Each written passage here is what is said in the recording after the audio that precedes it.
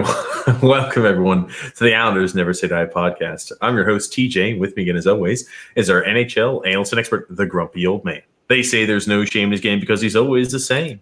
That's me. Now, Grump, you let it leak through. You got a little dancing included in afterwards, Grumpy Old Man. That's why I was laughing when we started things off. What's going on? I like to dance. What can I tell you? Well, Grumpy, there's been a lot of news coming out. Obviously, training camp started today.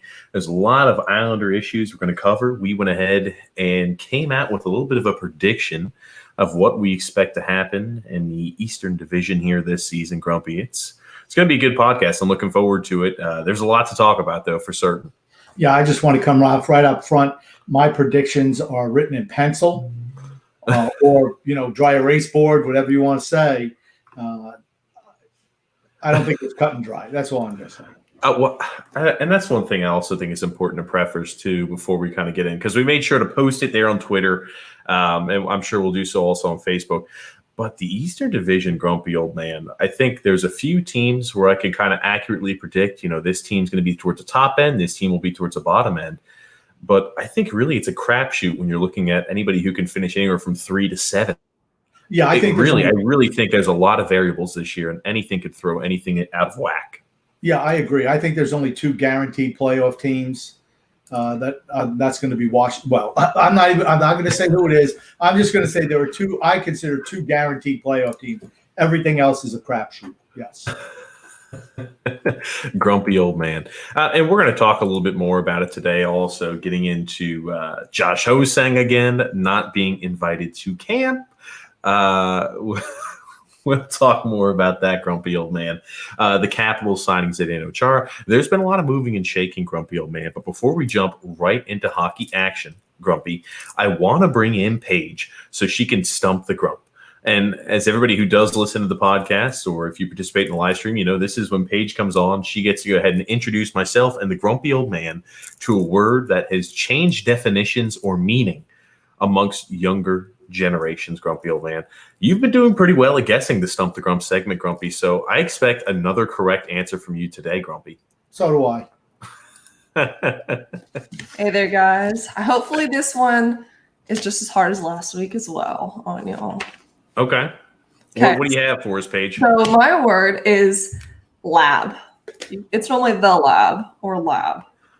I think I know this. I know this one, Grumpy Old Man. I feel confident in this one, Grumpy Old Man. Go ahead, take a shot at it. I feel the lab is when you go to like a mix studio or some sort of music entity and like you're mixing up the beats. So you got to go to the lab and mix the beats up. Is that correct, Paige? I would say not in that definition, no. But I feel like the location could be considered a lab. Can you put this in a sentence and give us its origin, please? I don't know its origin. I can spell that word, L-A-B. Yeah. Thomas likes to go get a nice workout at the lab every day. The gym? It could be. Or you could say, I go maybe it's study in the lab every day. Maybe it's somewhere where you go to improve yourself. That's exactly what it is. It's somewhere you go to improve yourself. Thank you very much. The gym, the library, as you put, Thomas, or TJ, it could be just going and getting better at doing mixtapes. So there's a lot of variety in what the lab is. I think, I know why the younger generation uses the word lab to take the place of all these other things, which is what they really are, because they are too stupid to know all these other things. So let's just have a 9-word dictionary or vocabulary. Let's just do that. That's what I think it's all about. Well, Grumpy, I need to get a GIF of you throwing your hands up in that gun formation right there. I need to get that on replay, and we can use that at some point in time throughout the podcast. I've got to go ahead and get somebody who's a little more tech savvy than I am to find a way where we can capture that, Grumpy Old Man, because I like that little guns a-blazing you did right there, my friend.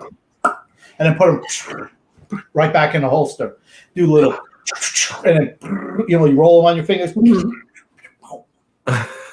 Ready for next week, I guess. Clint Eastwood has nothing on me. Oh my Flies God. back, he's 90 years old, I was about to say, well, thank you, Paige. Definitely stumped me at first, but thank you for the Stump the Grump segment of today. I would like you to get rid of Paige now. Just get rid of her. Well, okay, goodbye, Paige.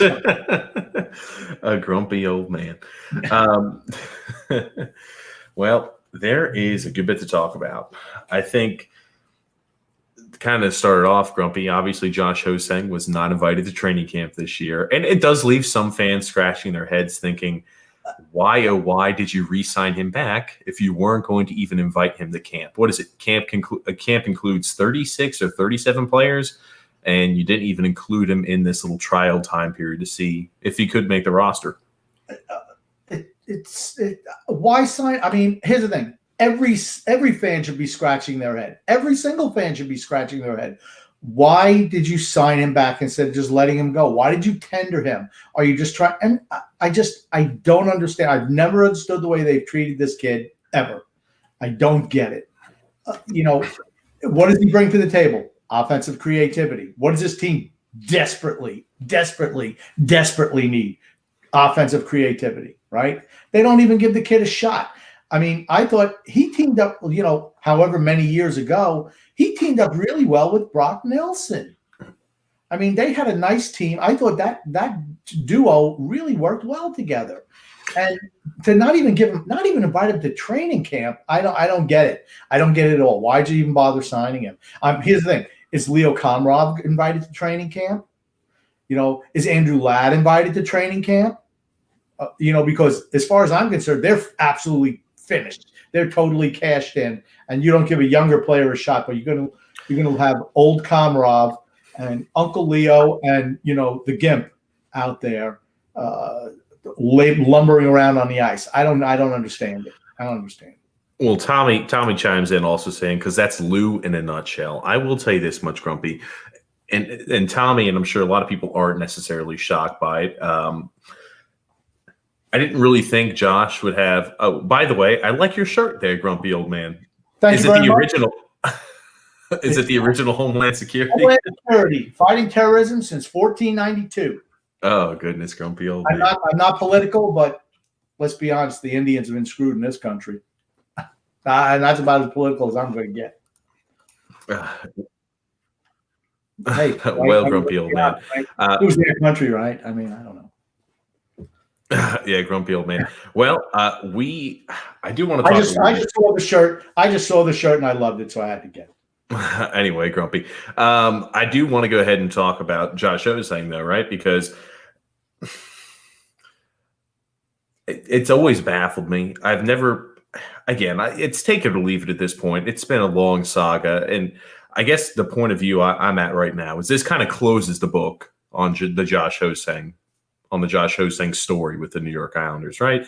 Just kind of kept stringing along bit by bit, but I think there's no way he'll ever be a performer up for the New York Islanders anytime in his career, at least, Grumpy Old Man, right? Because again, I'm not saying that you need an invite to training camp in order to make an impact for your particular team. In the same token, though, I mean, not to be even included to training camp or invited to training camp tells you all you need to know. And I mean, this is not the first bit that has showed me that his time with the Islanders in front of the sun is over. I mean, even take the clock back to last season, Grumpy Old Man. The Bridgeport Sound Tigers loaned him out to another organization because that's how little they thought of Josh Hosang. And again, it's always baffled me why they signed him back when they loaned him out last season and all the craziness that's going on and not even invited there to training camp this year. It's always kind of baffled me, Grumpy. The frustration on my part, it's been for years, honestly. It went back to the first year Lamoriello and Trotz were here. He performed well in the preseason, and they said, we've heard he had things to work on. We haven't seen it, but we're going to send him down to have him work on those things. What are you even talking about? If you didn't see any of those things, why would you send him down? And it's like they were never going to give him a shot. Why did you re-sign him? It makes no sense. I realize you couldn't get anything for him, but just don't re-sign him.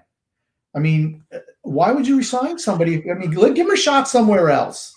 The only thing I could think, grumpy old man, is that they just possibly didn't want to lose a piece. As inconsequential of a piece as it may be, that's literally the only thing I could think of. We talked about it, right? Wasn't claimed off of waivers when he was sent down to Bridgeport. I think it was last season. He's had a slew of issues, but I think this definitely does go ahead and close the book there on Josh Ho-Sang. And again, I feel like the Josh Ho-Sang story and the Josh Ho-Sang saga, you're always going to get people on each side. I don't see too many people that are in the middle. Either you're pro Josh Ho-Sang or you're against him. You thought he never received a chance, or you thought he couldn't get his head on straight and he didn't deserve a chance. You don't really see too many in the middle of that, Grumpy. Yeah, but how do you know he hasn't got his head on straight? No, I haven't seen anything written anywhere about Josh Ho-Sang that says he's been has a problem with teammates. He has a problem with coaching. I've never seen an article like that. Not one. Besides that he overslept his first rookie year. That's it. How many years ago? 7 years ago? I mean, hey, I overslept 2 weeks ago.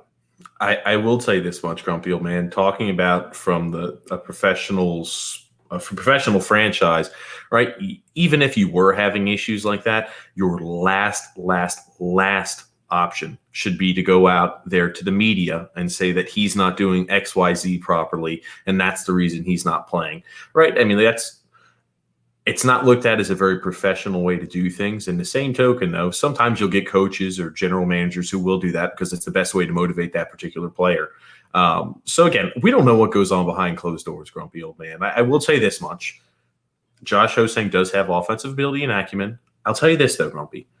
It's not like it was just with one viewpoint. He had these issues when Gar Snow was their GM. He had these issues with multiple coaches, and he's having these issues still. What issue? The issue I'm talking about is him not being able to progress his game. And I will tell you, his role has been diminished under the Lou Lamoriello. Okay.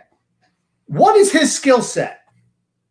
It's top two line forward. That's his skill set. Someone who creates offense. You want him to play defense. Like I said, Gretzky couldn't play on this team. Bossy couldn't play on this team. They never would have had a shot to play on this team. They would have been languishing away on the minors, signing a 1-year, $700,000 deal, and not been invaded to training camp because we're scared to score goals. No one on our echelon of the management team wants us to score goals. They just want us to lay back, pretend like we can play defense, pay average and below average players above market deals. That's the kind of garbage that this crappy regime is perpetuating right now. So have we even signed Matt Barzal back? Why have we not signed him back? Everybody else in the league is signed back except for him. Why not him? Tell me. Trust me, we'll get to that later, Grump. I don't want to jump the gun. We have plenty of bits to talk about here, Grumpy old man. I will say, just another absolute failure by the fossil who sits up in that ivory tower of his, living off those Stanley Cup rings he won 25 years ago with New Jersey Devils. I will tell you this though, Grump. I tend to. Let's sign Josh Bailey to another 15-year extension. That's what we should do. He's a good soldier. He can't play. He can't do anything. Let's sign him back. He's just average, the king of the secondary assist. Just like the new king of the secondary assist who we drafted 2 years ago, who's absolutely sucking out loud for Team Sweden. Grumpy, there's so much to digest and unpack. I really want to get to the crux of it, though. And I want to break down Josh Ho-Sang, right? Hold on, Grump, you got to stop. If this is at the beginning, grumpy old man, and this was, 1 or 2 years, I definitely gave Josh Ho-Sang every single benefit of the doubt. I really did.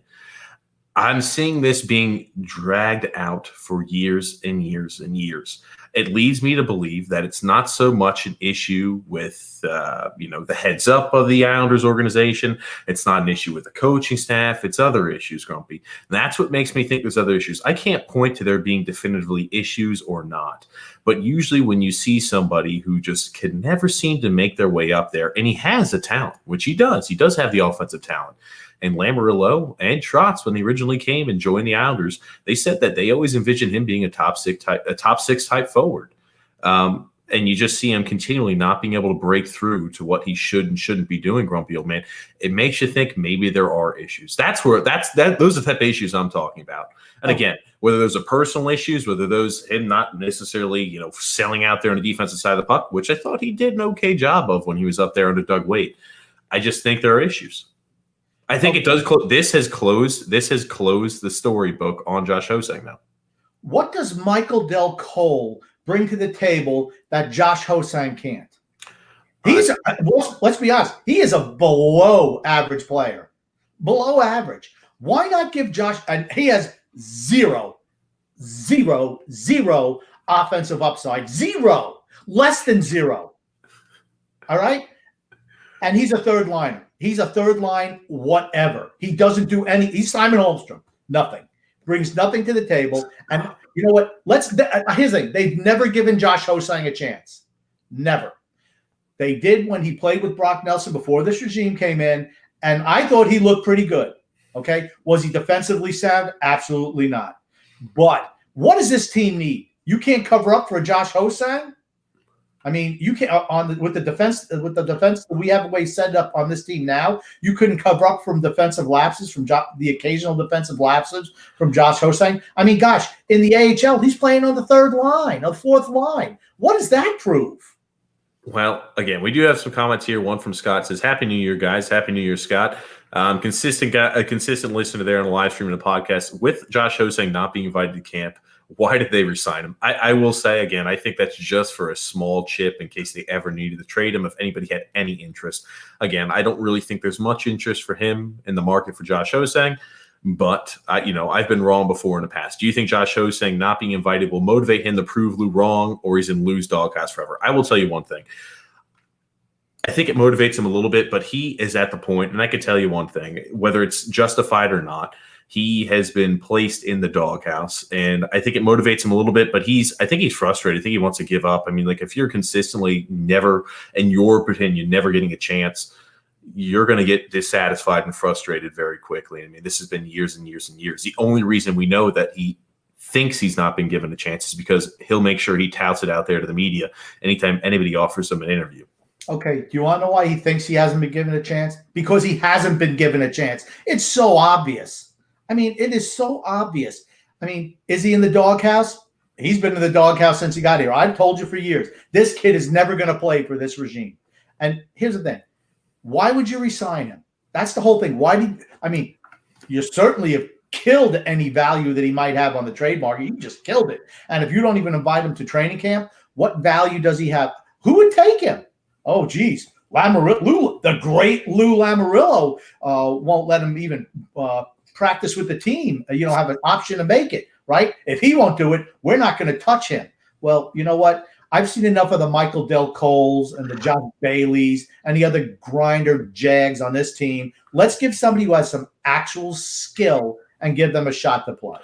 Well, you talked about this, Grumpy Old Man. Why does Michael Del Cole receive chances when Josh Hosang does not? And I think it's really simple, Grumpy Old Man. Michael Del Cole is consistently what he is. He's a guy who's hold on, stop, Grump. He's consistently who he is. He's a disciplined player. He doesn't take too many chances. He's pretty solid back there on the defensive side of the puck. And you ask the question, why do they give him multiple chances? That's the exact reason why. You're right. Michael Del Cole is not going to be producing any numbers on the scoreboard anytime soon. He's just not a very highly offensively talented guy. And I thought his play last year was not what it was 2 seasons ago. I'm not a fan of Michael Del Cole, Grumpy Old Man. I can't tell you this much, though. With Derek Brassard not being signed back, I can promise you that means Oliver Wahlstrom in some capacity will be with the Islanders. I really believe that he's going to fill into that third wing, third line right wing spot. Absolutely not. You'll see opening night. He will not be playing. He's going to have his same ham and egg grinders, Leo Komarovs, Del Cole's our youth movement. We're going to make it, that's our youth, right? Michael Del Cole. You're going to see, we're not going to play. Kiefer Bellows, you ever hear anything about him? Oh, hey, he had a positive test. Like, who even cares? He had a positive test, so let's punish him. Let's continue to give Leo Komarov chances or Michael Del Cole, guys who do absolutely nothing. Let's just continue to give them more opportunities because that's what this team needs going forward. To me, it's just so frustrating. I'm beyond frustrated. We've done nothing in the offseason, absolutely nothing, with the exception of dumping a top 4 defenseman for draft picks because we mismanaged the cap. That's all we've done. So, Grump, you know, Go I disagree. Colorado. Go Colorado. Stop, Grumpy Old Man. I don't disagree with the majority of what you said. I do think that, though, getting rid of Devon Taves has opened up the cap space. I think it's kind of removed us from a little bit of the position we were in. Given that being said, we still need to sign back Matt Barzal. People are hitting the panic button, I feel like, all over social media. When are we going to sign back Matt Barzal? We start camp. You know, I look at it like this. Optimally, you would like Matt Barzal there, to be getting as much time there, getting ready for the ramp up of the season as possible. And the same token, Matt Barzal will be signed back. I think it's as simple as that. And you talk about it again, as we mentioned earlier. Tommy also says Lou still hopes he excels in Bridgeport and can be traded for something, talking about Ho-Sang. I'll be interested to see what line he plays on. Is he going to be back playing on the third and fourth line while we play 31, 32-year-old Hammenegger, useless, 4A players on the top two lines, which we've done in the past? I just don't like. His thing. The Islanders have done that kid wrong. In the long run, they've done wrong. If you didn't think he was going to be part of your organization, move him years ago. Yeah, again, I would have been interested to see what his value was, talking about 4, maybe 5 years ago. Again, Grump, I'll put it to you like this. He does need to be playing on higher lines in Bridgeport, because there have been times where he's playing on a third line. That kid's not a third line type player. Doesn't have the defensive ability to be a third line type player either, Grumpy Old Man. Mark Roseman says here, it was amazing when Duclair was drafted by the Rangers and Josh by the Islanders. You thought for sure they're going to be so much fun to watch. Amazing that Josh has only played 53 games with 7 goals, and Duclair has played for 5 teams, 353 games, and has 79 goals. I will tell you this much: when we drafted Josh Ho-Sang, Grumpy Old Man, I was elated. I thought we really got a draft steal. I thought he was a guy who would be able to contribute, would add a little bit of offensive acumen there to our team. But it's unfortunate that his career kind of has been wasted. Again, who's to say it wouldn't have had the same exact trajectory if he was with another organization? Okay, to me, Josh Ho-Sang doesn't fit the good old boy type player. Period. He's not your typical Canadian hockey league talent. He's a little bit more of a flamboyant me guy, where he's concerned about himself. And that, you know what? I don't have a problem with that, because the kid's got talent. That was always the thing with him. He won't buy into the team process. And for me, I've never seen that when he's been with the Islanders. I haven't seen that. And, for the brief time that he's been up. And like I said, if you didn't want him here, move him. He had value 2, 3, 4 years ago. He has no value right now. Absolutely none. And the Islanders have killed that value, right? You say, oh, well, maybe he's doing things behind the scenes, but they're not going to, say anything to the press. Well, they couldn't wait to tell the press when he overslept for training camp. Man, that was the next day. That was the big thing. Oh, he sent down overslept in training camp. You could have done something else to cover him, but they didn't. I mean, here's the thing. The Islanders have all the power, and that kid has none. I just would like to see him get a shot, because he obviously has offensive talent. Well, I will say this now. I could tell you, based off of Barry's got a comment here. He said, read the scouting reports, look at his number. You mentioned him in the same breath as Bossy and Gretzky. Well, Grumpy Old Man likes to go ahead and do that. He's always said, if Mike Bossy and Wayne Gretzky were out there on the ice now, that they wouldn't touch the ice for Barry Trotz because they don't play enough defense. I disagree, Grumpy Old Man, because this season you're going to see, I think, Oliver Wahlstrom out there on the ice, or even Kiefer Bellows out there on the ice. And their defense is not going to be up to par of what you consider, a third line guy with he's just a jag where he plays, solid disciplined game, Grumpy Old Man. But you're going to see us, I think, slowly start integrating a little bit more offensive acumen there to our team. Okay, I'm going to change that right now. And I'm going to put myself on mute for a second. Okay, Grump. Well, I'll tell you this much, Grumpy Old Man. I'll tell you this, Grumpy Old Man. You got to put yourself on mute, Grumpy. You scroll over. Thank you there, buddy. I will say this much, Grumpy Old Man. When you talk about the Islanders, though, pre-Lou Lamoriello, and I think this is an interesting point here, Tommy Baffy brings up, right? The Islanders were always in a troublesome area, Grumpy Old Man. They were, bottom of the barrel.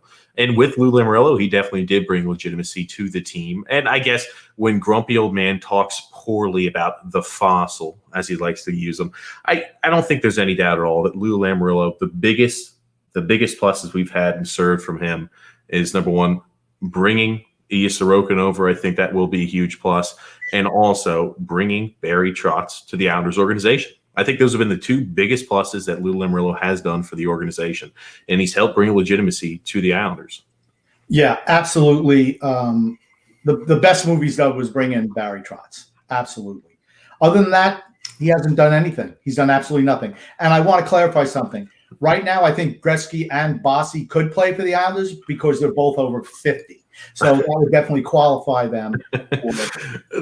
Tommy with a nice joke there, grumpy old man. Saying it's Lou Lamoriello calling you there, grumpy. And also 2 minutes of pessimism taking a call from Lou Lamoriello. Absolutely. Because let me tell you something. Everyone knows they speak the truth. It's not like I'm not talking out of school. Lamoriello knows. He listens to this podcast. He absolutely does. I mean, you're going to hear him comment. You're probably going to hear something. Oh, he'll put some snide comment about the grumpy old man, something about veterans. He's talking about me. That's what he's doing.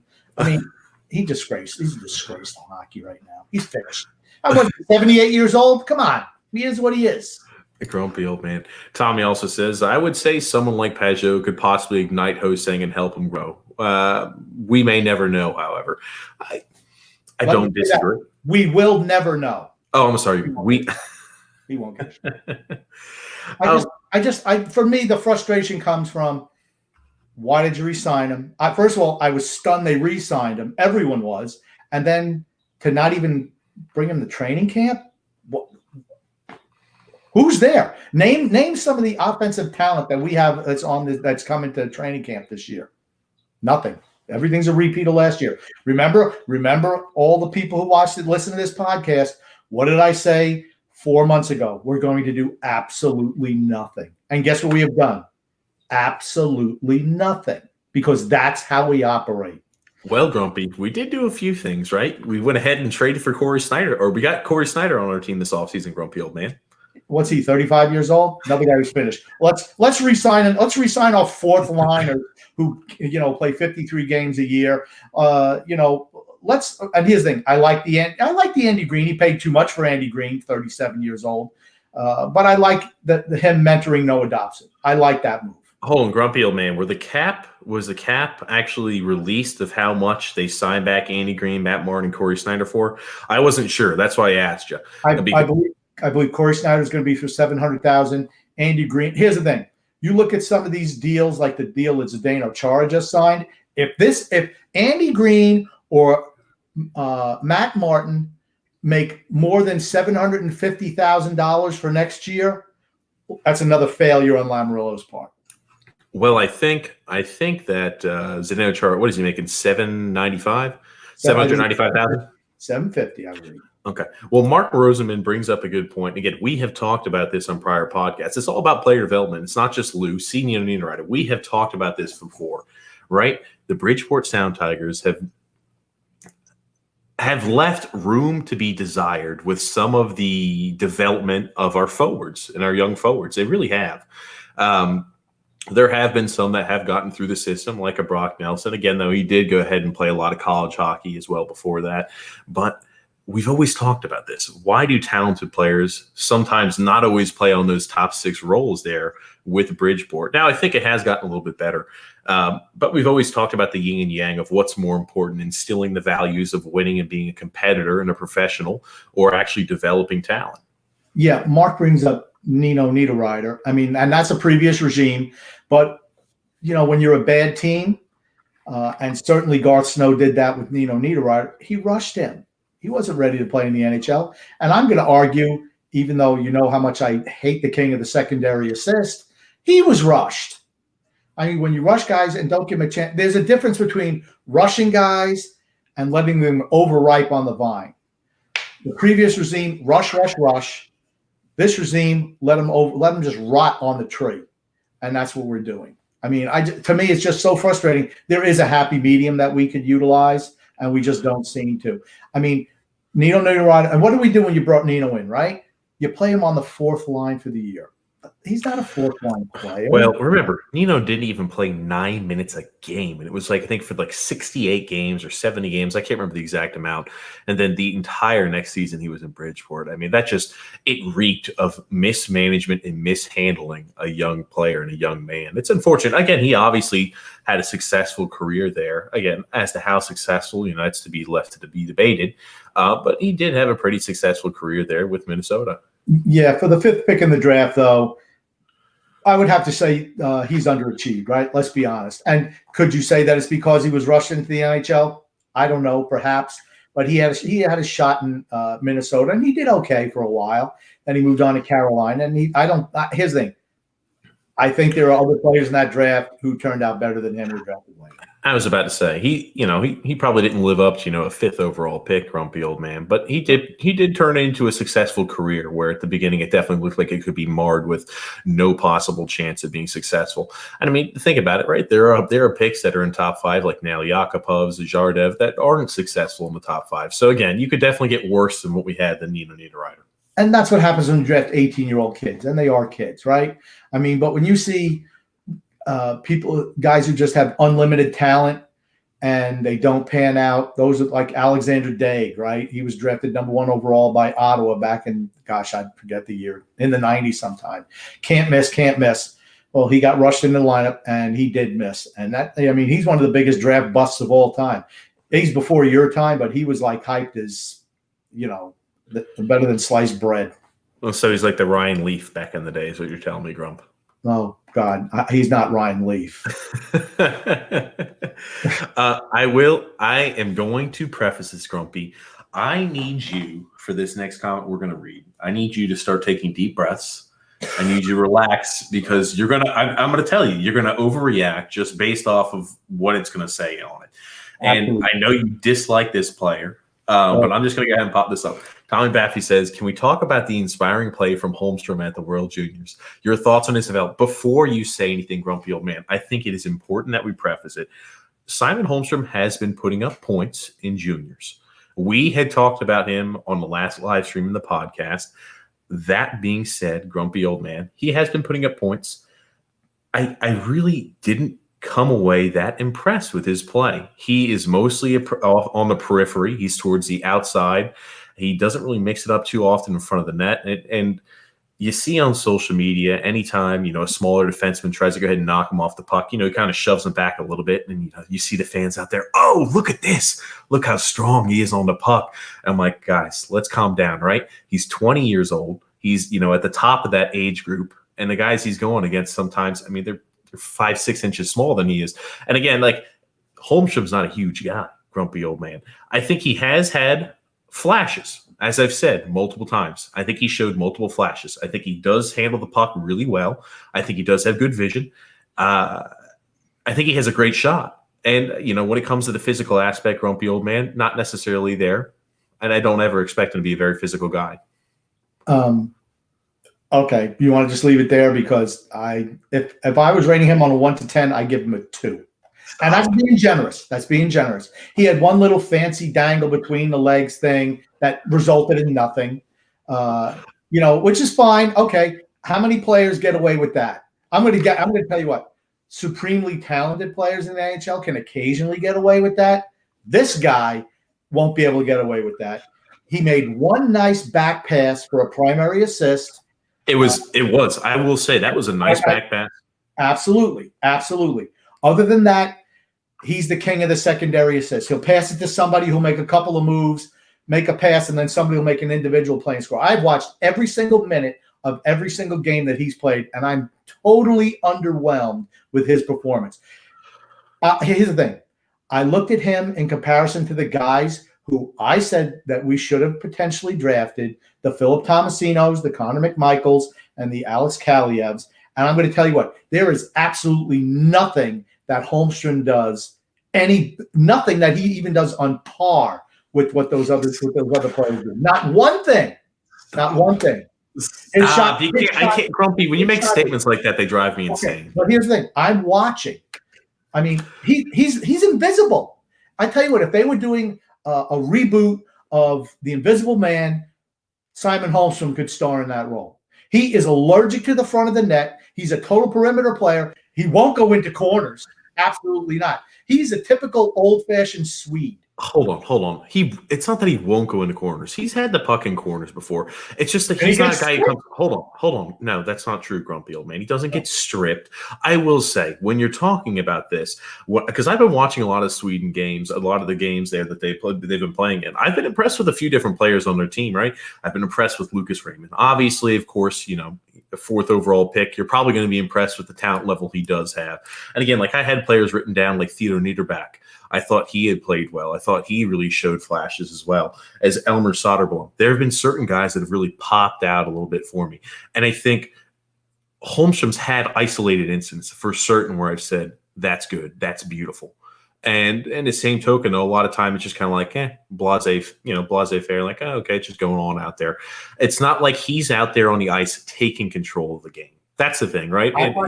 I watch him play. Sorry to interrupt. I watch him play, and I said, how does Josh Hosang not get the opportunity that this guy has gotten? Because I've seen Josh Hosang play. He is infinitely better than Simon Holmstrom. There is no comparison between the two of those guys skill-wise. Absolutely none. I mean, I ask everyone to watch the NHL Network in the coming days when Sweden is playing, and I don't even know if they. I think they're playing. I think they're playing right now. Grumpy old man. They were playing Finland earlier today. I think that game is over now. I don't know if they won or lost. They were up 2-1. But if they moved on to the next round, I really ask, watch him. And if you give it an honest appraisal of his talent, and you're going to say, you know what? He doesn't impress me. You look at other players, they certainly impress. He doesn't. And he's one of the older players on the team. He's not one of the younger ones, one of the older ones. And that's the thing, right? We try to look at it through as unbiased as humanly possible when we're trying to evaluate these type of guys. I mean, we're not eyes on aisles over here where they're talking about, oh, Rajaniemi, yeah, he's so great, he's so this, he's so that, when he's being healthy scratched there in juniors. And, and you know what I mean, in the preliminary rounds. We're not over there hyping players up like that because, when you're being healthy scratched, not necessarily the best performer on the particular team. That being said, grumpy old man, I thought that, again, I like the way that Sweden has been playing. It's going to be interesting. I do always love the rounds towards the end there. And I hope we do get to see Sweden against the United States in some capacity. I want to see some high score. I know we have already. I want to see those. We certainly did. Captain Invisible did what he does best, shrink from the occasion. Well, I want to see more. And again, I wouldn't mind seeing the United States against Sweden rematch. I really wouldn't. I will say, if he just steps on the ice, he'll show more than he showed in the first game, which is nothing. Nothing. He was invisible. And here's the thing, all kidding aside, I want that kid to be good. I just feel like it was just a really overdrafting of a kid who just isn't that good when there was so much exceptional talent available that we let go. And then I see the Tomasinos, the McMichaels, the Kalievs actually performing. I'll tell you what, Kaliev looks to me like he's got a better shot than Wallstrom, what I saw. That kid has a rocket. And I'll tell you what, his skating is not where it needs to be. And I don't think he's in the best physical condition right now. But he plays on the top line. And there's a reason why he plays on the top line, because he can shoot the puck. And that's something we need on this team.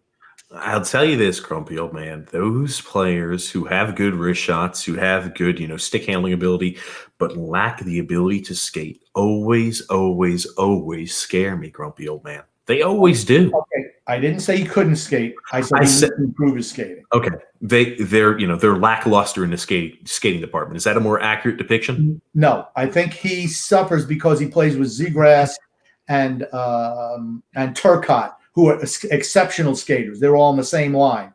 And he pales in comparison to them as skaters. He's not a poor skater. I mean, he comes back, he back checks. I tell you, I was really impressed by him coming back and back checking, which I didn't expect from him at all. I mean, you just see the growth of a player like that. He's somebody that I said, somebody we definitely should have considered. Why? Because he can put the puck in the net. It's something we need. Then I see Tomasino, who skates like skating rings around people out there, and McMichael, who's like a little tank. I mean, these are the type of guys we need. We don't need guys who are perimeter players. Those are not the type of guys we need. Yeah, and again, grumpy old man, just to let you know here, it's 2-1 still Sweden midway through the third there. So we do still – that game is still ongoing, grumpy old man. Okay. There is – I wanted to pull this up here, grumpy old man. You're talking about we're talking about Brassard being gone. I do think that it does leave it does leave a door open there for either Wahlstrom or Bellows. And I don't think it's going to be a Komarov who slides in. I mean, you talk about you don't think Oliver Wahlstrom is going to be in the starting lineup come opening night. If you remember, it's 3 years ago now, grumpy old man. Do you remember starting night? I don't think Adam Pelech was in the starting lineup 3 years ago. This is when he was kind of getting healthy scratch. He got healthy scratch at some point throughout the season too. They didn't know exactly what his role was going to be. I remember, I think it was against Carolina. They healthy scratched Adam Pelech and put in Lucas Spiza. That's right. Okay, wow. I'm shocked it came back to me 3 years ago. I think it was, grumpy old man. And so why? would it shock me? Hold on, grumpy. Would it shock me at all if Oliver Wahlstrom is not the starter on opening night? No, it would not. But I think he's slowly going to get worked into the actual lineup. If he doesn't play sufficient enough defense, he will not play on this team. I mean, they've come out and said it. Their actions show it all the time. What's the one thing that even his coach, when he was playing in Finland earlier this year, or at the tail end of last year, because we are in 2021, what is that? He still needs to work on this play away from the puck. That's not going to endear him to Barry Trotz. I'm going to tell you right now. You're going to see, and hopefully Bellows gets a shot. I mean, he's another guy. Is he a bottom six guy? No, he's a top six guy. I would, like I said, for me, I'd have the better offensive players. If you're going to bring an Oliver Wahlstrom in, he should be playing no worse than the second line. Move Josh Bailey down to play on the third line. That's just me. I will say this again, like when you have guys like Bailey, they're very malleable. They can fit in. And again, he's a Swiss Army knife for the team. I know you're not a big Bailey fan. He's not, the greatest thing since sliced bread, grumpy old man. But I love to have him on our team and on our organization. I love to have Josh Bailey as a part of our organization. I do. He's made the most money with marginal talent of any player I've seen in recent times. And then if he wants to re-sign him again, they'll probably protect him in the expansion draft. Yeah, that's smart. Let's protect guys in their 30s. Yeah, that's bright. I mean, I will say that he's Alex Ovechkin. I'm not protecting anybody in their 30s. Why would you want to protect someone on your roster and give up young players? Oh, whatever. Grumpy old man, I want to interrupt you here. Again, these are things you've said a long time. Mark also chiming in saying the NHL is now a young man's league. No such thing as rushing players anymore. Years ago, first-round players played in the minors. Now they're top six players. Now, again, I think there's sometimes that a player does need actual time to develop. You could tell they kind of come in. They're not necessarily up to the strength level needed there to survive an entire season up there in the NHL.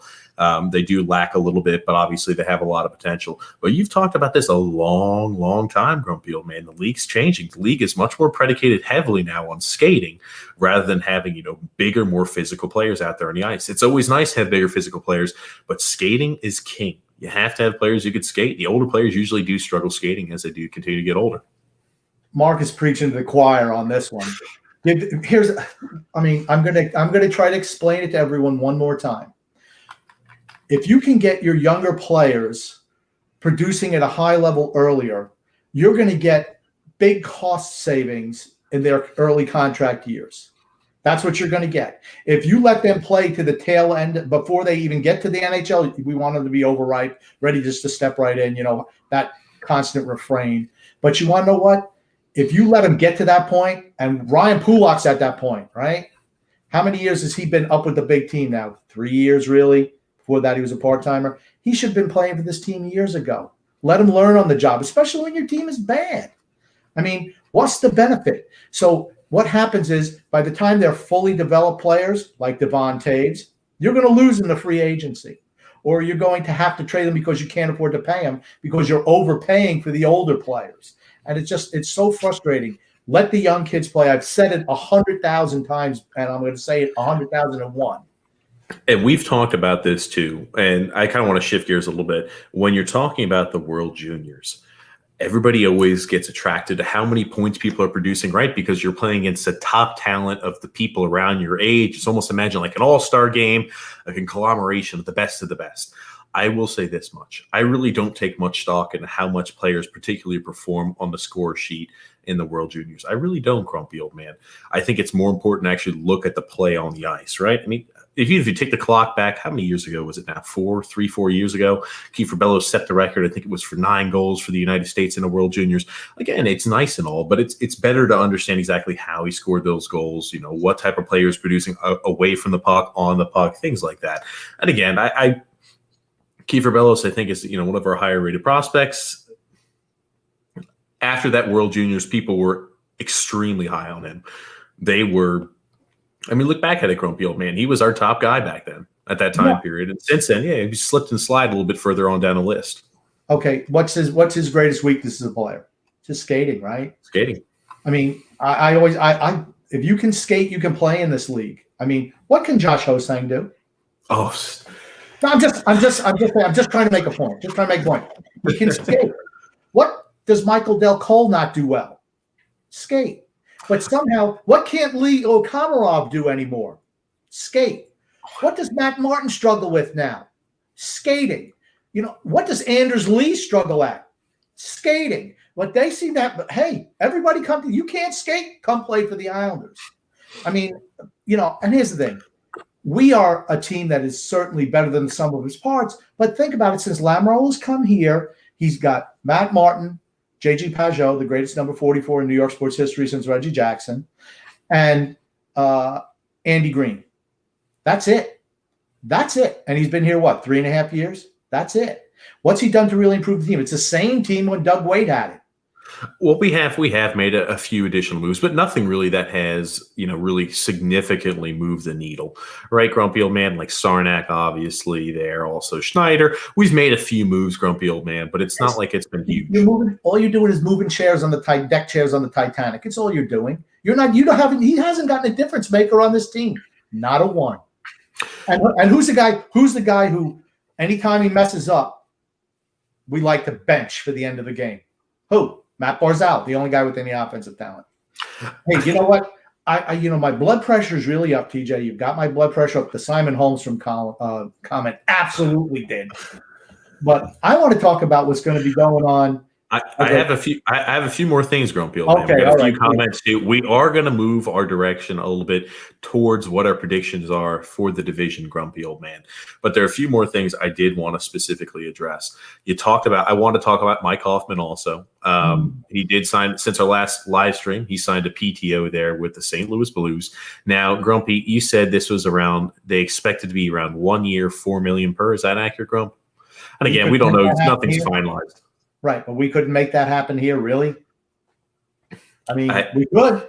We got another guy dying to go on long-term injury. He's been injured for the last 3 years. I mean, that's all over but the shouting. You could have dumped Andrew Lyle in long-term injury long ago. Absolutely. And again, I know you're being a little facetious. It's a little more difficult than just dumping somebody on long-term injury, grumpy old man. Not for Lou Lamoriello, it's not. Not for the King, it's not. He can do anything he wants.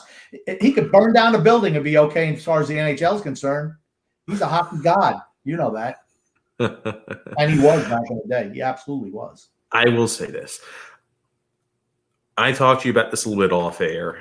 I'm just sick and tired of the Islanders, after we don't sign a free agent that apparently we were hot on, coming out and saying, oh, we had a huge hand in that. We were really coming close to signing that player. I just am not sure how many more of those type of players I could see where it's the same exact storyline. A player that can help improve the team, like Mike Hoffman, again, does have a little bit of issues there off the ice, or his wife did. I don't know. Not really worth diving into too much for this particular segment. But he does bring some offensive acumen. He can put the puck in the net, perform well there in postseason. He performed well there for the Florida Panthers against us, right, Grumpy old man, if I'm remembering this correctly? I think he scored a couple of goals. I mean, Mike Hoffman's a goal scorer. But here's the thing. If he came here, where's he going to play? Is he a third-line player? Absolutely not. Well, here's the thing, grumpy old man, right? You could slide him up, and you could always move a guy like Josh Bailey there with Jean-Gabriel Pageau. I think that infinitely helps out his wing play with Jean-Gabriel Pageau. Again, we've seen what he can do when you actually put the right pieces around him. I don't think there's any single fan who doesn't believe in Jean-Gabriel Pageau's ability now. I know I was definitely hesitant for what we had to trade and give up for Jean-Gabriel Pageau, but I was wrong. Not the first time, certainly won't be the last time, bro. Who was right on that, by the way? Grumpy, you were. Thank you very much. It's like you need that little self-gratification. There you go, Grumpy. You're right. You feel vindicated. Here's the thing. When I'm wrong, I admit it. I mean, I know you don't hear it very often because I'm very infrequently am I wrong. But, I just like the fact that you admitted that you were wrong, which is hard to believe, actually. Oh, stop, grumpy old man. But like I said, that comment is 100% correct. We need to get better line mates for him. But the system, I mean, that's the whole thing, and whenever I hear after the fact, oh, we were in on this player. We were in on this player. You know what? That tells me they're leaking information, first of all, to try to sell the fan base that, yes, we are trying to get better, even though we do absolutely nothing. And Garth Snow did the same thing. It's the same thing. When you don't do anything to improve your team, what's the thing you do? You leak that you're trying to get better. We were in on this guy. We were in on this guy. Why would Mike Hoffman want to come in? I want to know. Turn the clock back, grumpy old man, even to the old days, right? We did that with Ilya Kovalchuk, didn't we? Oh, we were heavy on there in Kovalchuk. Or am I correct there, grumpy? No. I'm trying to think of who it was there. I remember there used to be players back in the day. I remember we did the same thing for Panarin. I mean, again, we were heavy on Panarin.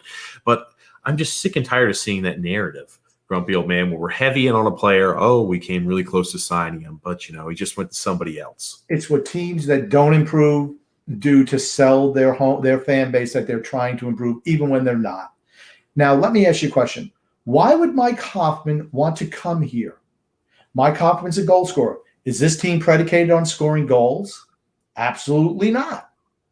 Are those the type of players that we go after? Absolutely not. Every player that he's picked up since he's been here has fit the Barry Trotz system of being defensively responsible first and foremost. Not offensive talent, being able to play a two-way game. The only reason that Trotz won the Stanley Cup in Washington is because he had superior talent to begin with on that team, and they just needed a new coach. And you had Alexander Ovechkin buy in to play the two-way game. When your big man buys in, everybody else buys in. That's why they won the Stanley Cup. It's not because of Barry Trotz's system, which failed in Nashville year after year after year. It's because he had superior talent at that Washington team. We don't have superior talent here. I will tell you, that's something that will always be analyzed. I mean, Barry Trotz is an excellent, outstanding coach. Yes. He for certain is. It just, when it comes down to that last little oomph you need in order to win it all, that's where I think what you're talking about, grumpy old man. Absolutely. And like I said, I think it also benefited them, Washington, that they played Vegas, a first-year expansion team, in the finals. Yeah. You think about TJ Oshie, Nick Backstrom. Those guys are all more talented than anybody we have on our team, with the exception of Matt Barzal. But I think the point you brought up is interesting, right? When you talk about Hoffman's looking to sign a one-year deal. I know we talked about this last podcast.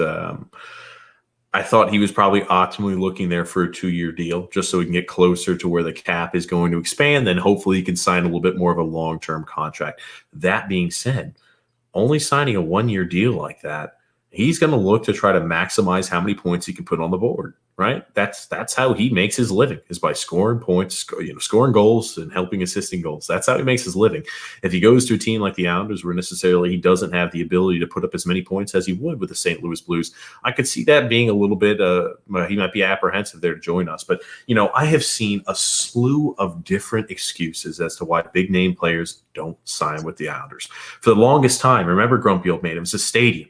And then when we had the stadium there in Barclays, and it was, nobody likes the Barclays Stadium, we're moving away. It's always been one excuse after the other. At some point in time, the excuses have to end.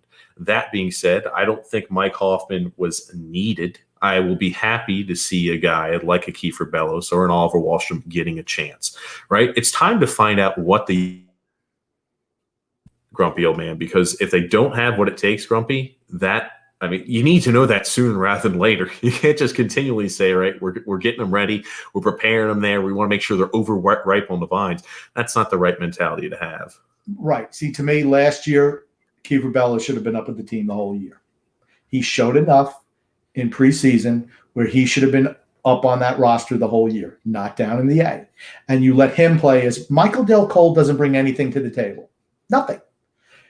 You bring some offensive upside from Kiefer Bellows, right? He's a kid who's not afraid to shoot the puck.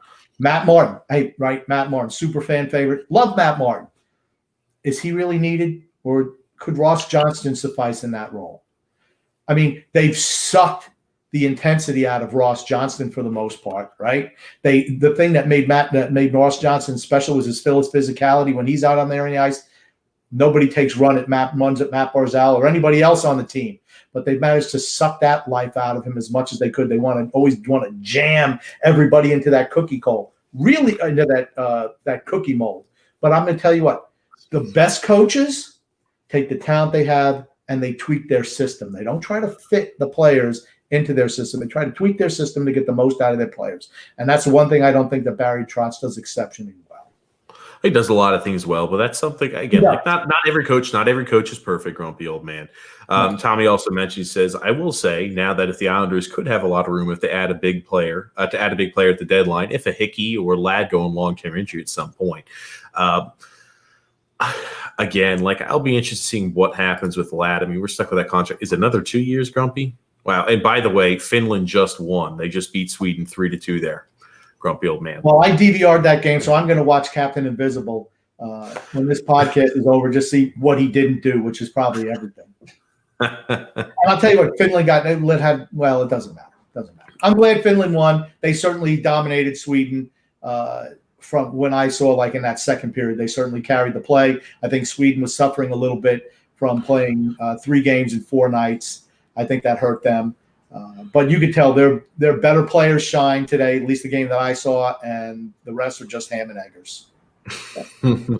Well, Grumpy old man, we are going to move a little bit more towards, Grumpy, our predictions for the season, Grumpy old man. We have this here. We're going to talk about it on the podcast, Grumpy. You got your nice little smirk smile over here.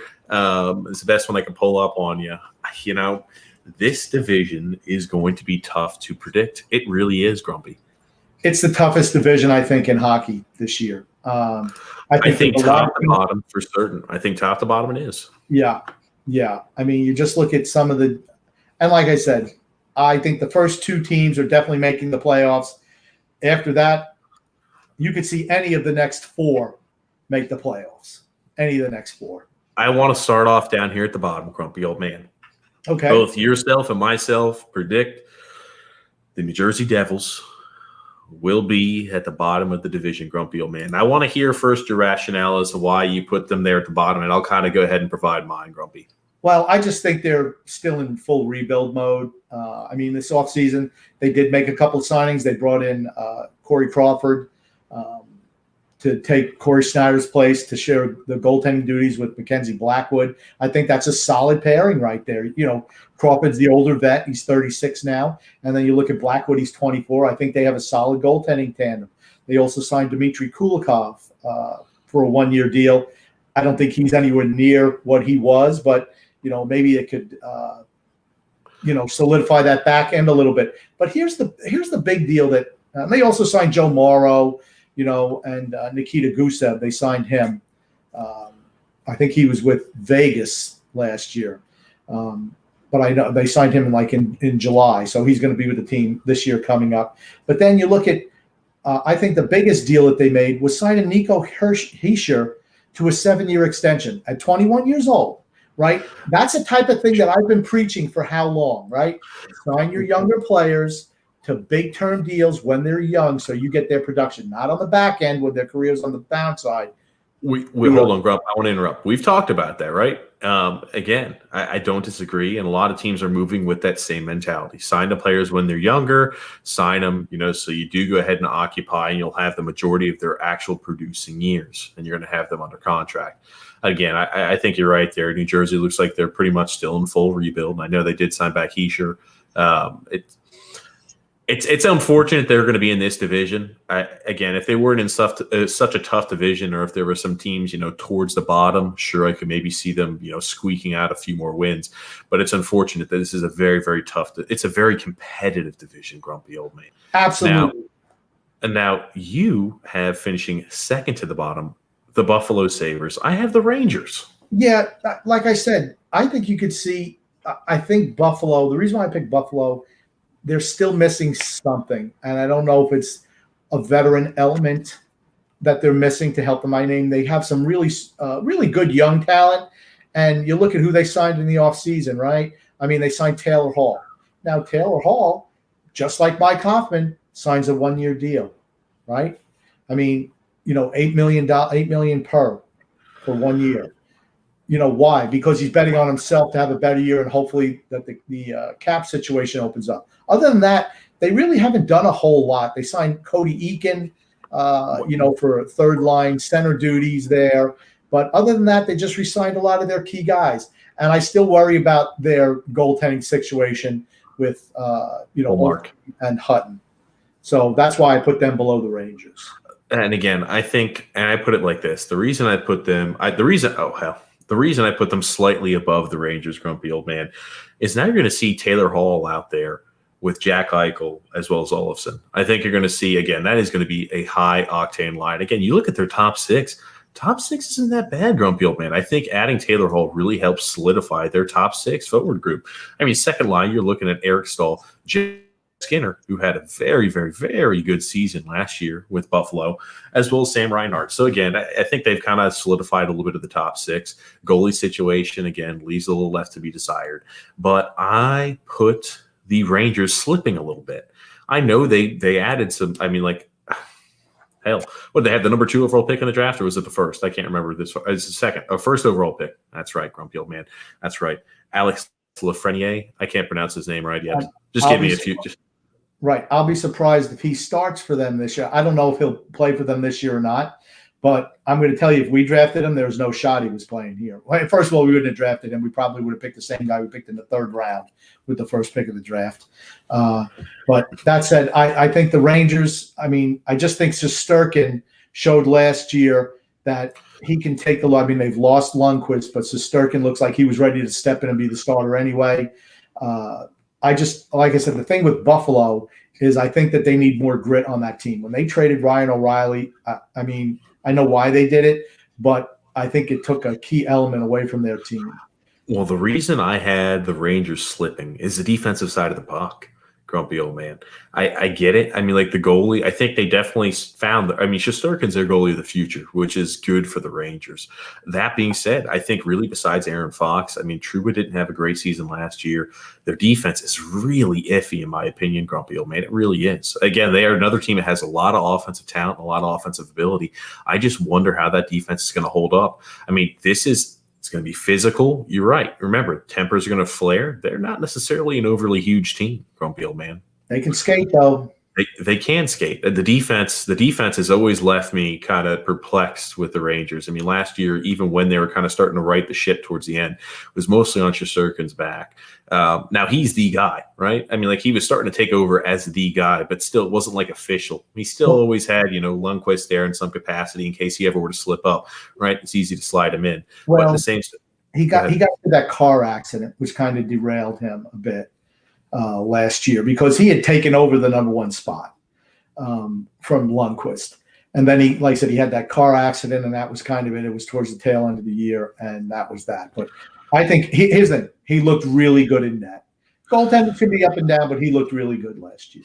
And he comes from that same goalie, from Russia, Samsonov, Shesterkin, and Sorokin. Our guy, Sorokin. And Sorokin, grumpy old man.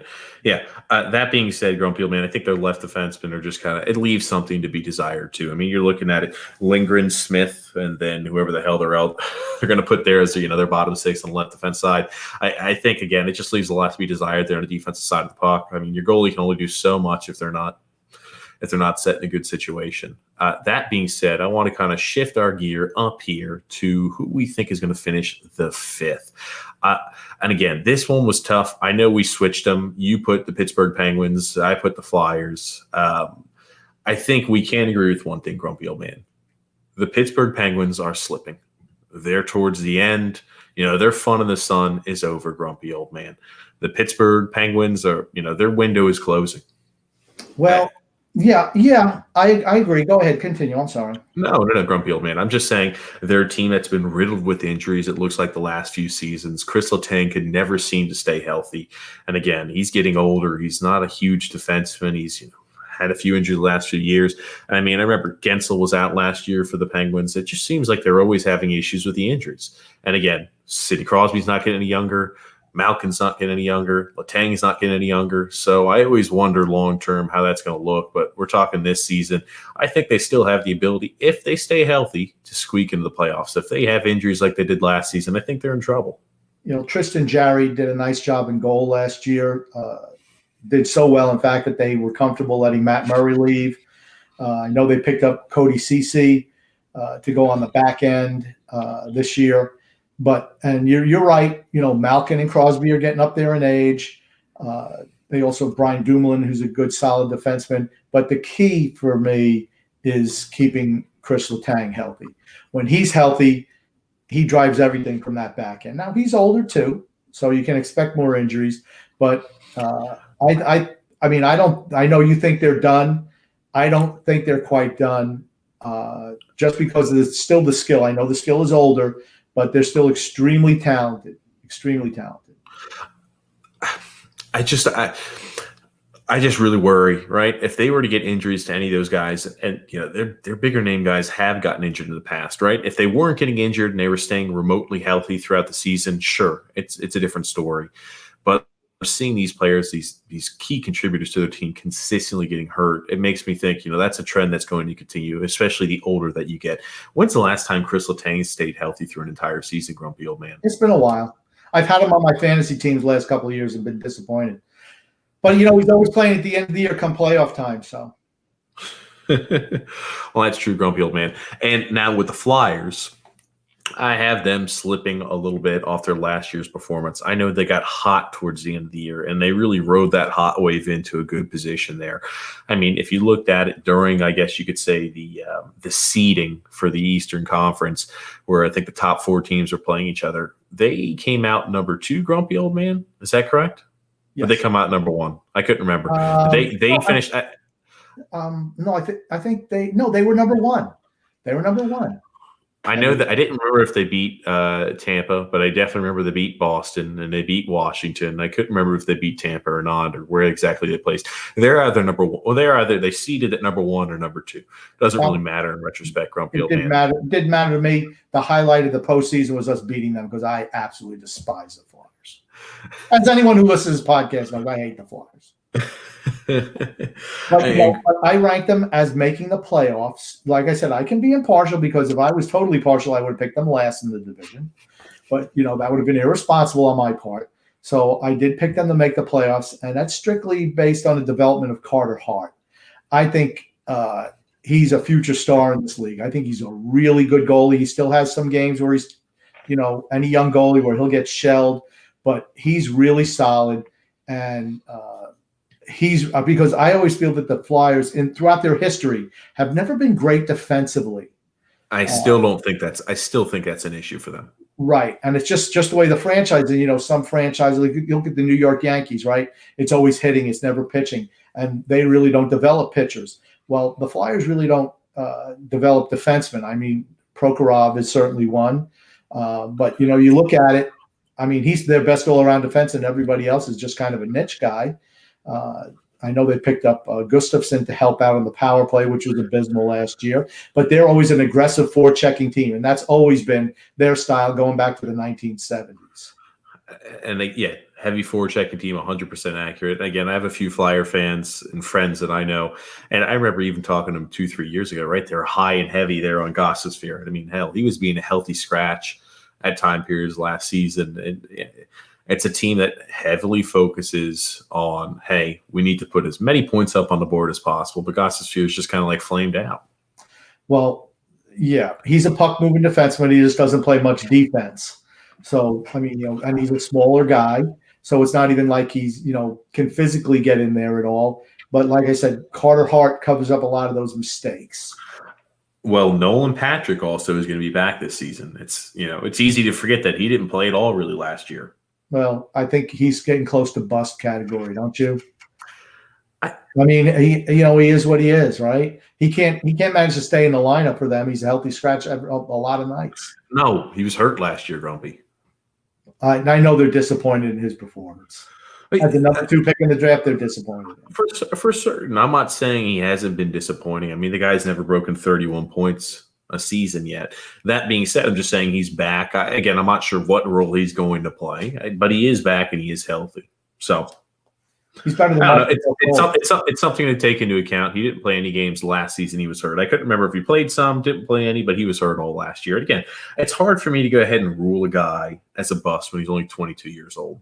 Well, they just signed him to a one-year extension. They re-signed him this offseason to a 1 year, whatever it was, the minimum, $800-something thousand a year. Okay. They weren't about to sign him to a long-term deal. They weren't willing to commit long term. I understand that. I mean, he hasn't necessarily performed yet. And he was a situation where, again, you can kind of do that with him. He didn't play at all in 2019, 2020. So, yeah, but I do want to kind of shift focus. We both have the Islanders at number 3, grumpy old man. And I want to get your reasoning first as to why you have it at number 3, and I'll give you mine. Okay. I like the Islanders. They're my favorite team. So that's why I couldn't put them any lower than that. I mean, they're going to be in the playoff mix for certain. The one thing, we can't afford any injuries to any of our big guys, and I think the shortened season really benefits us. We're going to come out of the gates like we always do, like we did out of the quarantine last year, like we did 2 years ago, like we do every year. We come out of the gates pretty fast. And that's going to benefit us going for a playoff spot for certain. And the fact that we play a lot of back-to-backs, the Barry Trotz system really helps us there. Now, I will say this. 2 years ago, Grumpy, we didn't come out of the gates hot. Last year, most certainly we did. And we definitely came out hot after the bubble. But 2 years ago, we didn't. I mean, it's hard to remember 2 years ago. That's back when Thomas Hickey was still a starting defenseman for us. Grumpy 2 seasons ago. Oh yeah, maybe it corresponded when that piece of garbage was sent out. No. Remember, and people always drew the connection right after Thomas Hickey got hurt and Devon Taves was inserted in the lineup. Grumpy old man. Which let's be honest, Devon Taves earned that spot in training camp. He earned that spot. He was the best defenseman we had that whole preseason, and somehow he still was sent down to the minors, and they gave my pal Hickey the starting spot there. Well, Grumpy, I want you to continue on, Grumpy old man. I didn't want to run you off. I just wanted to let you know that 2 years ago, we didn't come out hot. Last year, most certainly, we came out of the gates hot, and we came out hot after the quarantine, after the bubble. I think that's because everyone is now familiar with the Trotz system. That first year, Barry's first year there, I think it took them a little time for them to get acclimated to it, and then they got hot when everybody realized what they needed to do. And now everyone knows. As to be expected, grumpy old man. Right. And now they know. Like I said, the one benefit to having the same guys back every year is everyone knows what they have to do. Everybody knows what the expectations are of how they're supposed to perform every night. And that benefits us, especially in this shortened season of 56 games. And the teams, you can't go on a 10-game winless streak and expect to make the playoffs this year. But if you come out and go on a 17, 18, 19-game point streak, you're going to make the playoffs. For certain. I mean, that would be the equivalent almost to a third of the season, grumpy old man, a little more. So, I think it's pretty. All predicated on us on signing Matt Barzal back, which I think will happen. We're going to sign back Matt Barzal. We'll talk a little bit more about that at the end. We'll wrap the podcast up with that, Grumpy. I think if you look at the team, I think it's easy to say, did we take a step back last season on the offensive side of the puck? I want to say no, we did not.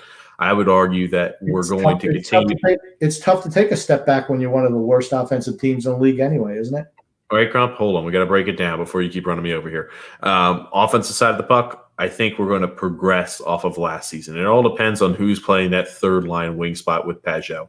I think Pajot is definitely a plus. And again, he only played but a handful of games for us last year during the regular season and did play for us for the majority of the playoffs.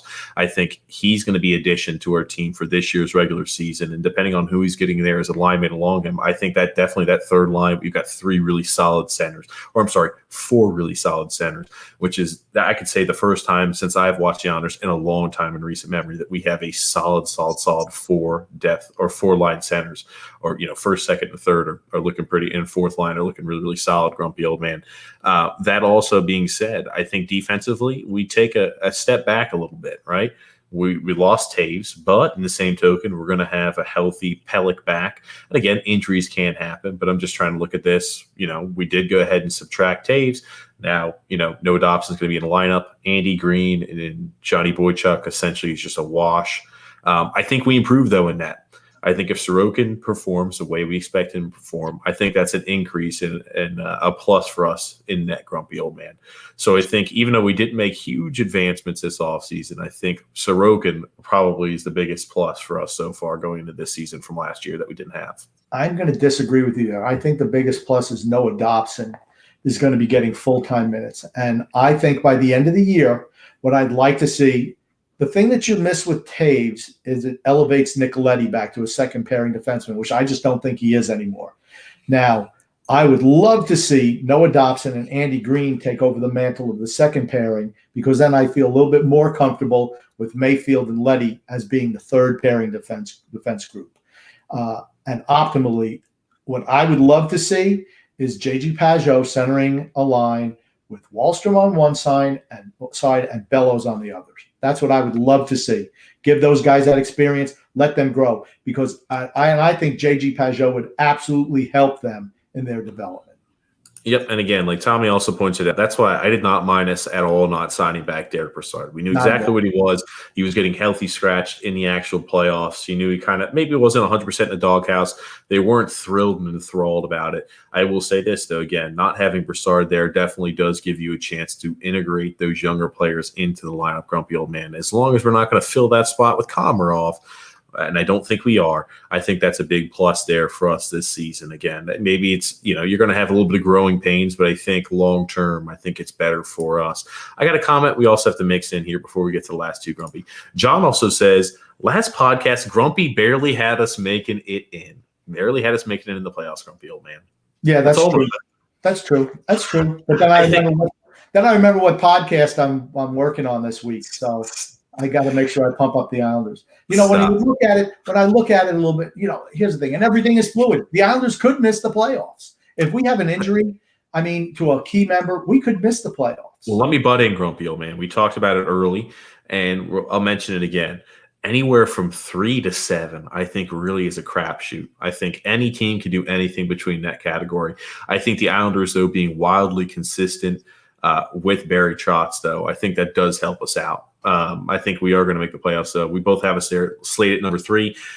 You have the Washington Capitals at number 2 in the division, Grumpy, and then the Boston Bruins at number 1. I have it flip-flopped. I've got the Capitals at 1 and then the Boston Bruins at number 2. Grumpy old man, I'll go ahead and explain my reasoning. I think even though the Boston Bruins, again, an extremely talented team, one of the top 5 teams in hockey, I think, they lost Torrey Krug as well as Chara. And even though, they're kind of towards the tail end of their career, anytime you add in 2 new faces to be consistent starters in your lineup on the defensive side of the puck, there's always going to be some lapses. They're just a real grumpy old man. And again, in net, I think a little shaky. I think the Capitals, I think it's a big plus that Reardon's gone for them. I think I never really thought much of Reardon as a coach, grumpy old man. So I think they're in better shape than they were in the past. Again, I think it could be jumbled, but I think definitely the Capitals and the Boston Bruins are the 2 teams that you're kind of sitting at, or at least I think are pretty much guarantees, as long as, nothing crazy happens throughout the season to make the playoffs out of the Eastern Division. Yeah, and I could have easily flip-flopped them as well. I think Bruce Cassidy is an excellent coach for Boston. They didn't just lose, like you mentioned, Chara, but Chara was not a full-time player anyway, or they wanted to phase him out. So obviously they feel somebody can step in and do that, his role now. That's why he left. But the fact that they have Bergeron and Marchand and Pasternak, I think they're going to be okay. And remember, before we had the shutdown, they were the best team in the league. So I think they struggled coming back. I like their goaltending situation better than Washington's. You have Rask and Halak, as opposed to the Capitals, who have Samsonov, and I believe Copley is going to be the backup. I don't think that's as strong. You're right. Peter Laviolette is I think he's a huge upgrade in the coaching department over Todd Reardon. And to be honest, Grumpy, it might take a while for them to get acclimated there to Laviolette. I think he is a better coach than Reardon, though. Well, that would only prove me putting them in the second spot then. So, like I try to play devil's advocate. I try to understand the different angles. Grumpy old man. Again, I wouldn't be shocked if either of those two teams. I know they're kind of trying to move away from Chara and Krug there towards the end. But again, those are two guys who were pretty much mainstays in their lineup there on the defensive side of the puck.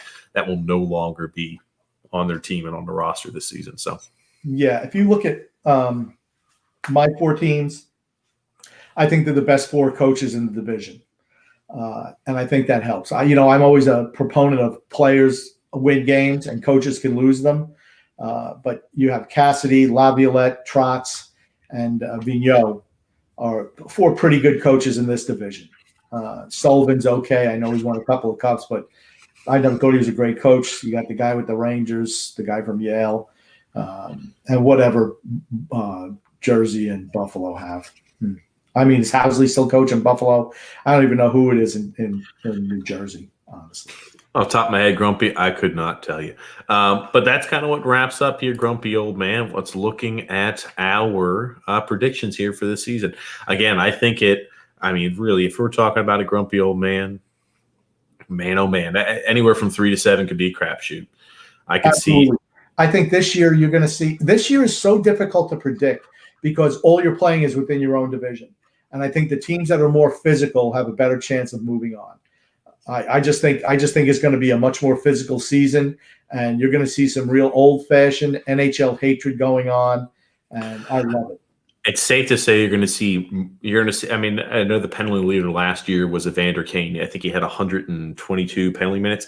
It's fair to say that you're going to have a lot more penalty minutes this year than you did last year, just because again you're playing those teams in your division consistently. I'm going to say definitely not, because there's only 56 games this year and there were 70 last year. So I don't think you're going to see more penalty minutes. Maybe over per game, perhaps. Okay. Fair enough, Grumpy Old Man. I'm just not sure. I think there's going to be a lot more fighting than there was in the past. I mean, fighting is pretty much out of the game of hockey. But I think now that you're playing those same teams 8 times a season, Grumpy Old Man, I think it's safe to assume we're going to see some more fighting. Yeah, you're going to see more fights a game. Maybe not more fighting overall, but Grumpy Old Man. Some good old-fashioned hatred. You got to love it. Hatred brings out the best rivalries, right, Grumpy Old Man? Absolutely. And then Mark also says, I just hope Barrie can fight against a later season dive. Team looks spent at the end of December last year. True. That's what happens when you have an older team. And that's my one worry with the Islanders is, are we going to have the stamina to make it through? I think we're going to start hot, but as older players tend to get injured more. And I think that is a legitimate concern going into the season. Like I said, last year, I don't think we were going to make the playoffs if it wasn't for the lockout. I'm sorry, for the shutdown. I will say this, Grumpy. I feel more confident in our depth forward-wise this season than we did last year. Last year, Grumpy Old Man, could you say, again, I think we are going to see, and again, this is all dependent on the younger guys like Bellows and Wahlstrom getting that chance. I will say I think it's time for those guys to see if they've got see if they have what it takes there to cut it in the NHL. I think we're going to see whether they have that this season. Well, I hope they get a real legitimate chance to contribute, because as we've seen with this regime, we don't like to play. If there's any way we can avoid playing the younger guys, we will, because he just doesn't trust them. He wants to go with the veterans. I just don't think that's the way to go. It's just not smart financially for the salary cap team, and certainly with a flat cap for the next 3 years. I just hope we give those guys a legitimate shot to contribute this year. Hey, Grumpy. John also chiming in saying that fighting is a pivotal part of the game. I've always believed it is, Grumpy. It's unfortunate they're trying to take that out. There's something that shifts momentum in a nice fight. I'll tell you that much. Yeah, I'm going to tell you that who doesn't love a hockey fight? Everybody loves a hockey fight. Yes, sir. We're kind of wrapping things up. I know that we're going to get hot and heavy, I'm sure, by our next live stream. Your audio is kind of in and out right now, so I'm just going to take over and do what I do best, which is wing it. So, can you hear me? Yes, I can hear you, but you're kind of going in and out. Okay. So I know we wanted to mention about the Matt Barzal situation. before we sign off today. And I do feel he will get signed. I just hope they don't try to lowball him, and I hope they don't give him enough years to where it brings him to unrestricted free agency like they did with Pulak. I just think that's a mistake. If it was me, if I had my druthers, I'd rather give him an 8-year deal or whatever it is, give him maybe more than he's worth right now, but this way you have him locked up. That's what I would do, signing a young player so that you're paying for his most productive years as opposed to being reactive, which is how we've been in the past. Grump, again, we don't have the cap to sign him to what he'll probably want for an 8-year deal. We absolutely have the cap. Absolutely, we have the cap. You have Andrew Ladd, who's just dying to go on long-term injury. Okay, you're throwing a lot of contingent pieces in there. Sure, if he's throwing a long-term injury, sure we do. If we're looking at it as of right now today, we do not have the available cap space unless there is somebody put on long-term injury to actually go ahead and sign him to an 8-year deal. We just don't. If something like that were to happen, we would. But as of right now, we don't. Grumpy old man, I don't think so. I mean, he would. I mean, Matt Barzal would command at least $10 million plus for an 8-year deal. Okay, he's not going to get. No one's going to get $10 million plus now. Not at this time. I mean, but I don't see him signing. I don't see him signing a 7-year deal or an 8-year deal. I see him going for a short-term deal, and that's the way Lamoriello always wants to kick the can down the road as opposed to paying for guys. That's why he winds up losing guys when they become free agents. That's what happens. Because he keeps on kicking it down instead of being proactive. Be proactive for once. I mean, that's all I can say. Let's do that for a change. Okay, Grumpy. Gotcha. Again, I put it like this. If you wanted $8 million or 8 years, it's going to be more than probably $9 or $10 million. I don't think that's going to happen. I think you're right. Short-term contract. It's going to be probably more of a bridge deal setup. I would be shocked if he signed for any more than 5 or 6 years. I'd be shocked if he signed a 5 or 6 year contract. I really would. I guess I'm skeptical. I think this is going to be more of a shorter term contract.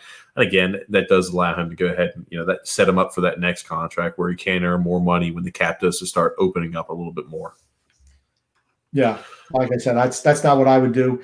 But I mean, do you really think you cannot pay him less than you pay average Anders at this point in time? That's $7 million a year. Yeah, I was going to say he's going to be right around that. It's going to be interesting to see. I'm not worried. I think they are going to sign back Matt Barzal. I think there's no reason to fret about it. I mean, if they didn't, it'd be a monumental collapse and blunder. I just don't see it happening. Well, we have another. He has another option. He can trade him for 2 second-round picks. Grumpy old man. I feel like you're talking about something else that happened this offseason. Oh well, that's what happens when you mismanage the cap. Those are the type of things you got to do. All righty, Grump. Well, I do appreciate you being a part of the podcast. As always, we're wrapping things up here on today's live stream. Camp starts back up. I know by our next live stream, we're going to have a lot more camp talk to talk about. The World Juniors will have been finished and concluded by that. Also, Grumpy old man. But is there anything else you want to say before we kind of wrap things up, Grumpy? I just want to hope everyone's having a happy new year. And we just love doing this and talking to everyone every week. I mean, it's fantastic.